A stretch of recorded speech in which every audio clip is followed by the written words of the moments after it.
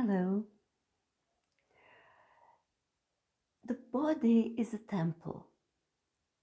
So imagine your body as a temple with just one light in the middle. That light is your soul, your heart, your anima. So an empty temple. There is peace in that temple. And just that light, that is your consciousness. That is who you are.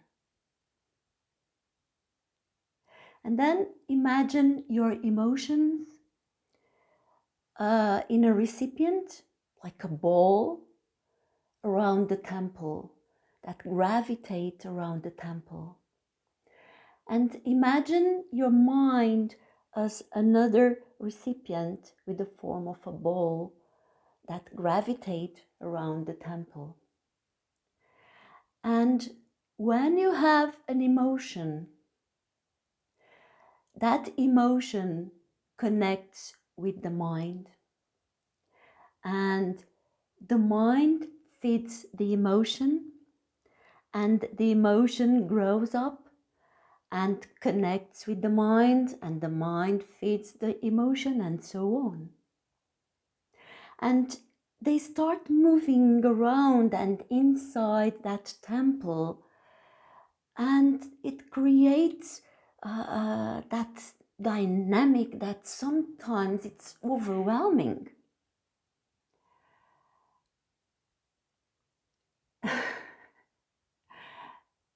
So imagine now that you control your emotions. You keep your emotions in that box, in that round recipient.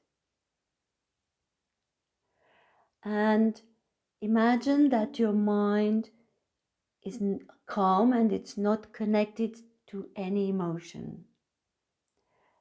There is peace in the temple. If you are able to visualize this exactly as I just said, and detach yourself from the emotions and detach yourself from the mind, you will see that they are independent. Emotions are independent from your temple, from your body.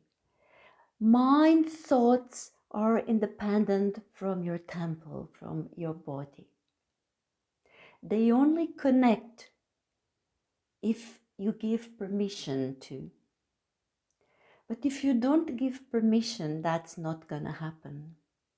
If you don't feed the emotions with your mind, with your thoughts, what happens? They stay low. Either you talk of beautiful emotions like love, happiness, or you talk about emotions that are not so nice, like fear, sadness. So you have the capacity to build up whatever you want. You just connect with the mind or not. And if you ask me, how do I do that? It's just to give the order. So the emotion arises and you cannot control that. You cannot control an emotion in the moment it arises, only after. It's up to you to decide if you want that emotion to be with you and to grow up and to control you or not. How do you train a dog? You keep telling the dog, no, no, no. Every time the dog does something that you don't want it to do, you say no.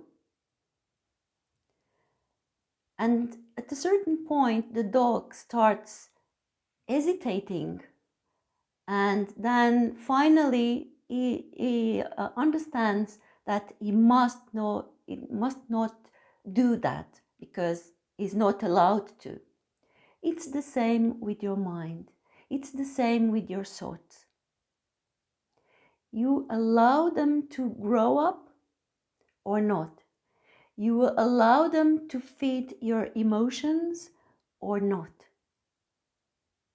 Either it is nice emotions or not nice emotions. It's up to you. It's important that you visualize you as an empty temple with just this light that is your soul, your anima. You don't need anything else. You don't need confusion. You don't need emotions, but you may like to have them. But be aware, they grow up very fast because the mind feeds the emotions. The emotions connect with the mind. It's a never-ending story. So it's up to you to decide which emotions to feed, to connect, which thoughts to let grow up and to let them live, exist in your brain, in your temple. You don't want burglars in your temple, and the mind is a burglar. It is. It steals your peace. So start training your dog. Start training your mind.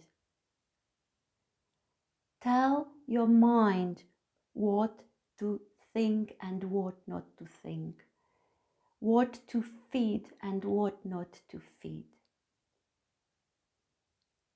If you have lost a family member, and that is sad, it is very sad. It's an emotion, it's a deep emotion.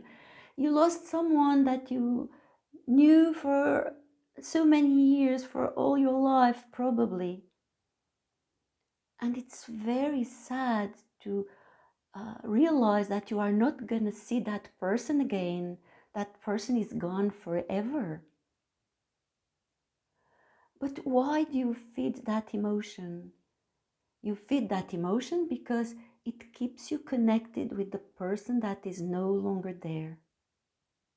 What is the point? That person is a form of energy now that is dead. And that form of energy is connected with you at all time. You don't need to connect through emotions of sadness, of loss. You don't need that. Just let go. Just be happy because you had the opportunity to meet that person, to have that person in your life. And once the person is gone, just let go. And you'll feel so much more in peace. And when you do that, it's like you are putting that person in a special place.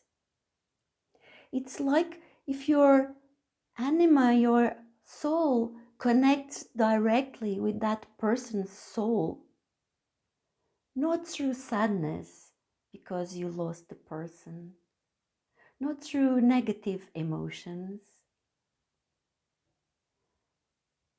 Trust that if you are empty, if your temple is clean, it's much easier to connect energetically with anyone you like, either it is on this level or on an energetical level.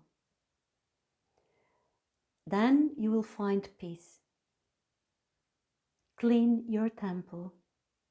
Live just your little light, your soul, your anima. Nice being with you.